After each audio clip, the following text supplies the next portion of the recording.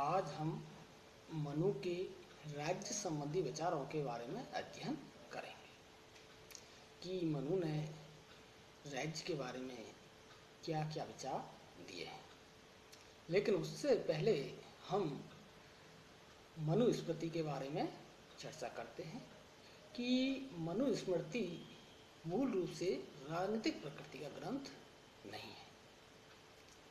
मनुस्मृति की विषय वस्तु अत्यंत व्यापक है, क्योंकि मनुस्मृति के अंतर्गत सिर्फ राजनीति की बात नहीं की गई है, बल्कि उसके अंतर्गत विभिन्न विषयों का अध्ययन किया गया है तथा मानव जीवन के विविध पक्षों पर प्रकाश डाला गया है। इसलिए हम मनुस्मृति के बारे में अध्ययन करेंगे। इसमें 12 अध्याय हैं और 2694 श्लोक हैं। और इसकी विषय वस्तु देखें तो प्रमुख रूप से 12 अध्याय में किन किन बातों को शामिल किया गया है उसके बारे में देखें तो प्रथम अध्याय के अंतर्गत संसार में विभिन्न प्राणियों की उत्पत्ति के बारे में बताया गया है। दूसरे अध्याय में संस्कार विधि, ब्रह्मचर्य, व्रत विधि और गुरु के प्रति अभिवादन बातों का उल्लेख किया गया है। तीसरे अध्याय में ब्रह्मचर्य की समाप्ति के बाद समावर्तन, पंच महायज्ञ और नेत्र श्राद्ध विधि का उल्लेख किया है। चतुर्थ अध्याय में गृहस्थ के नियम, भोजन, भिक्षा, दान आदि की चर्चा की है। पंचम अध्याय में भक्ष्य, अभक्ष्य पदार्थ और मनुष्यों द्वारा शुद्ध रहन सहन के नियम कि कौन कौन से नियम हैं इसके बारे में बताया है। षष्ठम अध्याय में वानप्रस्थ तथा संन्यास आश्रम का उल्लेख किया है। सप्तम अध्याय में व्यावहारिक मुकदमों का निर्णय, कर ग्रह आदि का उल्लेख है। अष्टम अध्याय में न्यायालयों में साक्षियों से प्रश्न विधि, राजा के धर्म आदि का वर्णन है। और जो नवा अध्याय है उसमें वैवाहिक संबंधों से संबंधित विधि, वैश्य शूद्र के अपने धर्म में अनुष्ठान आदि का उल्लेख है। दसम अध्याय में देखें तो विभिन्न जातियों की उत्पत्ति और आपत्ति काल में मनुष्य के कर्तव्य कौन कौन से हैं इसका उल्लेख किया गया है। और 11वें अध्याय में पापों की निवृत्ति की विधि, प्रायश्चित का उल्लेख है। और 12वें अध्याय में मोक्ष प्रद आत्मज्ञान, नैतिक मूल्य आदि का विवेचन किया गया है। अब हम देखते हैं कि मनु के राज्य संबंधी विचार कि उन्होंने राज्य के बारे में क्या क्या विचार दिए हैं, क्या बात कही है। मनु ने अपनी कृति मनुस्मृति में राज्य की उत्पत्ति के बारे में स्पष्ट रूप से कुछ नहीं लिखा है कि उसकी उत्पत्ति किस प्रकार से हुई है, इसके बारे में स्पष्ट रूप से कोई चर्चा नहीं की है। लेकिन हम देखें और अध्ययन करें तो मनुस्मृति में राज्य की उत्पत्ति के संबंध में जो विवरण मिलता है, जो उल्लेख मिलता है, उसके आधार पर कह सकते हैं कि राज्य की उत्पत्ति देवीय सिद्धांत के आधार पर हुई है। कि राज्य की उत्पत्ति के देखें तो अनेक सिद्धांत हैं। देवीय उत्पत्ति का सिद्धांत, शक्ति सिद्धांत, मातृ सत्तात्मक सिद्धांत, पितृसत्तात्मक सिद्धांत, सामाजिक समझौता सिद्धांत, विकासवादी या ऐतिहासिक सिद्धांत, अनेक सिद्धांत हैं। तो जो मनुस्मृति में अध्ययन करने के बाद ये निष्कर्ष पर पहुंचते हैं कि उन्होंने राज्य की उत्पत्ति के देवीय सिद्धांत को माना है। मनु के अनुसार सृष्टि के प्रारंभिक काल में कोई राजा नहीं था। जब सृष्टि की शुरू में थी तब कोई राजा नहीं था, जिससे मानव समाज में अराजकता व अशांति व्याप्त थी। क्योंकि अराजकता को रोकने के लिए, शांति स्थापित करने के लिए जरूरी है कि एक राजा होना चाहिए। शक्तिशाली व्यक्ति थे, वो कमजोरों को पीड़ित करते थे, परेशान करते थे, और सामान्य व्यक्ति दुखी था, परेशान था, क्योंकि शक्तिशाली लोगों ने परेशान करते थे। इस स्थिति में व्यक्ति एवं समाज की रक्षा के लिए ईश्वर ने राजा अथवा राज्य की उत्पत्ति की। कि जब समाज में शक्तिशाली लोग गरीब को, निर्बल को, कमजोर को परेशान करते, समाज में अराजकता की स्थिति थी, अशांति की स्थिति थी, तो ऐसी स्थिति में ईश्वर ने राजा अथवा राज्य की उत्पत्ति की। ताकि समाज में शांति, व्यवस्था व न्याय की स्थापना एवं रक्षा हो सके। ईश्वर ने राजा का निर्माण किया तो मनु ने कहा कि राजा का निर्माण ईश्वर ने इंद्र, वायु, यम, सूर्य, अग्नि, वरुण, चंद्र तथा कुबेर के अंशों से किया है, कि इसके अंतर्गत उन्होंने विभिन्न अंशों को लिया है और उनसे मिलाकर उन्होंने राजा की उत्पत्ति की। इस प्रकार राजा या राज्य देवताओं का अंश होता है तथा प्रत्येक व्यक्ति को उसका सम्मान करना चाहिए, आदर करना चाहिए, क्योंकि राजा में इंद्र का, वायु का, यम का, वरुण का, अग्नि का, सूर्य का, चंद्रमा का, कुबेर का अंश है, इसलिए उसमें ईश्वरीय गुण है, इसलिए उसका मान सम्मान करना चाहिए। मनु ने राजा की उत्पत्ति देवी मानी है या राज्य की उत्पत्ति देवी मानी है। मतलब देखें तो मनु ने कुछ विशेष स्थानों पर राजा व राज्य को पर्यायवाची माना है और कुछ स्थानों पर उसमें भेद भी किया है, लेकिन मनु ने राजा राज्य की उत्पत्ति देवीय मानी है, लेकिन उसके अधिकार देवीय नहीं है। उन्होंने कहा कि राजा की उत्पत्ति ईश्वर ने की है, लेकिन उसके अधिकार ईश्वरीय नहीं है। मनु ने राजा की स्वेच्छाचारिता या उसकी निरंकुशता को मान्यता नहीं दी है। मनु ने राजा या राज्य पर अनेक प्रतिबंध लगाए हैं तथा प्रजा पालन राजा का प्रमुख कर्तव्य माना है, कि उसका प्रमुख कर्तव्य है कि उसको प्रजा का पालन करना चाहिए।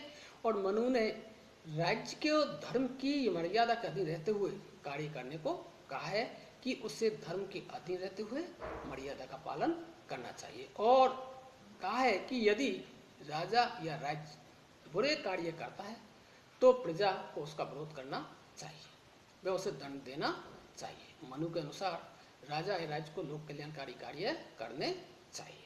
अब उन्होंने राज्य का सप्तांग सिद्धांत दिया है मनु ने, कि मनु ने प्राचीन भारतीय राजशास्त्र की परंपरा के अनुसार राज्य को अपनी प्रकृति से एक 7 अंगों वाला शरीर माना है। जिस प्रकार शरीर के विभिन्न अंग होते हैं, उसी प्रकार उन्होंने कहा कि राज्य के भी 7 अंग हैं और वो 7 अंग मिलकर ही राज्य की शासन व्यवस्था का संचालन करते हैं। यह उल्लेखनीय है कि यह प्रकृति शब्द का अर्थ राज्य के निर्माण तत्व से है। इस प्रकार मनु ने राज्य के 7 निर्माणक तत्वों की बनी संस्था बताया है। वर्तमान समय में देखें तो सामान्यतः राज्य के 4 तत्व बताए गए हैं, कि 4 तत्व हैं उसके, कि जनसंख्या, निश्चित भूभाग, सरकार और संप्रभुता। उसी प्रकार मनु ने राज्य के 7 अंगों की चर्चा की है। जिस प्रकार विभिन्न अंगों से मिलने से शरीर बनता है, उसी प्रकार मनु के अनुसार राज्य का निर्माण 7 अंगों से मिलकर होता है। अब ये 7 अंग कौन कौन से हैं उसके बारे में अपन देखें, कि उन्होंने कहा पहला है स्वामी या राजा, कि राज्य का पहला अंग स्वामी या राजा है। मनु ने राज्य के 7 निर्माणक अंगों में प्रथम अंग स्वामी अर्थात राजा को बताया है। मनु ने राज्य के लिए ऐसे राजा को आवश्यक माना है जिसमें नैतिक गुणों, प्रशासनिक क्षमता, प्रजापालन करने वाला समाज में वर्णाश्रम आदि धर्मों की रक्षा करने की क्षमता हो। मनुस्मृति के अनुसार 4 वर्ण बताए, ब्राह्मण, क्षत्रिय, वैश्य और शूद्र, और उन्होंने 4 आश्रमों की चर्चा की है, ब्रह्मचर्य आश्रम, गृहस्थाश्रम, वानप्रस्थाश्रम और संन्यास आश्रम। तो उन्होंने कहा कि राजा को ऐसा होना चाहिए जिसमें गुण होना चाहिए, उसमें प्रशासन क्षमता के गुण होना चाहिए, प्रशासन चलाने के गुण होने चाहिए, उसमें प्रजा को पालन करने की गुण होने चाहिए, प्रजा की रक्षा करने के गुण होने चाहिए, और समाज में जो वर्णाश्रम व्यवस्था उसको धर्मों को निभाने की क्षमता होनी चाहिए, उसकी रक्षा करने के गुण होने चाहिए। उन्होंने दूसरा जो राज्य का अंग बताया उसमें था अमैत्य। अमैत्य को अपन मंत्री भी कहते हैं। सप्तांग राज्य का दूसरा प्रमुख अंग अमैत्य या मंत्री है। मनु का मत है कि राज्य का कार्य कुशल मंत्रियों के बिना नहीं चलाया जा सकता। कि मंत्री कैसे होना चाहिए? कुशल होने चाहिए, बुद्धिमान होने चाहिए। राज्य की प्रकृति में मनु ने मंत्रियों को स्थान देकर यह स्पष्ट कर दिया है कि शासन की शक्ति राजा की निजी शक्ति न होकर ऐसी संस्थागत शक्ति है जिसका प्रयोग राजा योग्य मंत्रियों से ही कर सकता है। उन्होंने कहा कि शासन व्यवस्था का संचालन अकेला राजा न करे, बल्कि वह एक मंत्रियों का गठन सुने और उन मंत्रियों के माध्यम से उनकी सलाह से शासन व्यवस्था का संचालन करे। अतः मनु ने राजा को परामर्श दिया कि वह अच्छे कुल के चरित्रवान, गुणी एवं प्रशासन योग्यता में श्रेष्ठ और विश्वास पात्र व्यक्तियों को ही मंत्री पद पर नियुक्त करे। उसमें मंत्रियों की नियुक्ति करते समय वह इन बातों का ध्यान रखे कि उसके मंत्री चरित्रवान हो, गुणवान हो, उनमें प्रशासनिक क्षमता कूट कूट कर भरी हो, वे श्रेष्ठ हों, उच्च कोटि के हों और विश्वास पात्र भी होने चाहिए। ऐसे व्यक्तियों को मंत्री बनाया जाए। उन्होंने तीसरा बताया पुर, कि पुर दुर्ग या राजधानी। पुर का अर्थ राज्य की ऐसी राजधानी से है जो भली भांति सुरक्षित हो। राजधानी में राजा एवं मंत्रियों के निवास होते हैं और मनु ने बाह्य आक्रमणों से राजधानी की सुरक्षा पर बल दिया कि राजधानी ऐसी हो जो बाहरी आक्रमण से अपने आप को बचा सके, उनकी रक्षा कर सके और उनके अनुसार राजधानी किसी सुरक्षित दुर्ग में होनी चाहिए। और मनु ने 6 प्रकार के दुर्ग बताए हैं कि कैसे होने चाहिए। वन दुर्ग, मही दुर्ग, जल दुर्ग, वृक्ष दुर्ग, मनुष्य दुर्ग और गिरि दुर्ग। इन दुर्गों की उन्होंने चर्चा की है कि इसमें से किसी भी एक दुर्ग में राजधानी होनी चाहिए और मनु के अनुसार सबसे अच्छा बताया उन्होंने गिरि दुर्ग सबसे अधिक सुरक्षित होता है, जिसके चारों ओर पर्वत हो, पहाड़ हो, ऐसी जगह पर राजधानी होनी चाहिए। और राजधानी कैसी होनी चाहिए? सुरक्षित होनी चाहिए। उन्होंने चौथा बताया राज्य। तो यद्यपि राज्य के अंगों के रूप में मनु द्वारा राज्य के उल्लेख से भ्रम उत्पन्न होता है कि हम राज्य के अंगों की बात कर रहे हैं और राज्य को राज्य का अंग बता रहे हैं, तो हम सोचते हैं कि ऐसा दोबारा क्यों आया। परंतु मनु ने वास्तव में राज्य शब्द का प्रयोग प्राय जनपद के अर्थ में किया है। किसके अर्थ में? जनपद के अर्थ में। और इस प्रकार मनु के अनुसार राज्य के अंतर्गत राज्य की सीमा में आने वाली भूमि तथा उसमें निवास करने वाली जनता से। तो राज्य का अर्थ यहाँ उन्होंने क्या लगाया है कि राज्य की भूमि की उसकी कितनी सीमाएं, कितना क्षेत्रफल है, उसमें निवास करने वाली जनता से इसका संबंध है, जिसमें विभिन्न गांव आते हैं। और इस प्रकार कौटिल्य ने भी राज्य के लिए जनपद शब्द का प्रयोग किया कि राज्य के लिए जनपद राज्य का एक अंग बताया राज्य, तो उस पर राज्य का अर्थ आ रहा है कि उसकी सीमाएं, उसका क्षेत्रफल, उसमें निवास करने वाले गांव, उनकी जनसंख्या से संबंध है कि ये उसका एक राज्य का अंग है। 5वां बताया उन्होंने कोष, कि मनु ने के सप्तांग सिद्धांत का कोष 5वां प्रमुख अंग है। कि कोष का मतलब होता है धन। कोष का सामान्य अर्थ है राजा द्वारा राज्य कार्य के लिए एकत्रित धन के द्वारा जो राज्य कार्य को आसानी से चलाया जा सके। धन के अभाव में प्रजा कल्याण एवं राज्य की रक्षा के कार्य नहीं किए जा सकते। इसलिए उन्होंने कहा कि मनु का विचार था कि राजा को हमेशा अपने कोष में वृद्धि करनी चाहिए, अपने धन में वृद्धि करनी चाहिए और जनता पर अनावश्यक कर नहीं लगाने चाहिए, उचित कर ही लगाकर ही धन एकत्रित करना चाहिए। 6वां बताया उन्होंने दंड। दंड का अर्थ होता है सेना, कि जिसे कहीं कहीं मनु ने बल भी कहा है कि राज्य के लिए सेना का होना आवश्यक है। बिना सेना के राज्य अपनी सुरक्षा नहीं कर सकता। मनु ने राज्य की सुरक्षा के लिए सेना को आवश्यक माना है।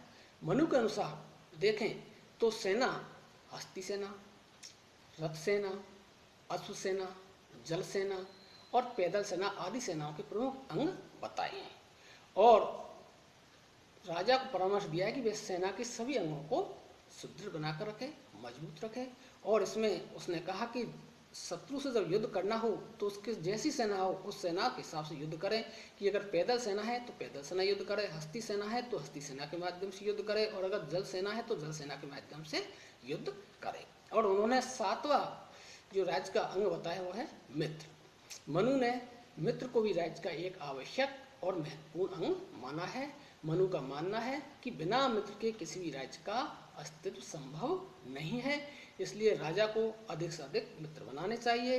राजा को सदैव यह प्रयास करना चाहिए कि उसके अपने पड़ोसी व अन्य राज्यों से मैत्रीपूर्ण संबंध हो और कम से कम दुश्मन हो, क्योंकि संकट काल में मित्र ही सहयोग करते हैं। इस प्रकार से हमने आज मनु के सप्तांग सिद्धांत के बारे में अध्ययन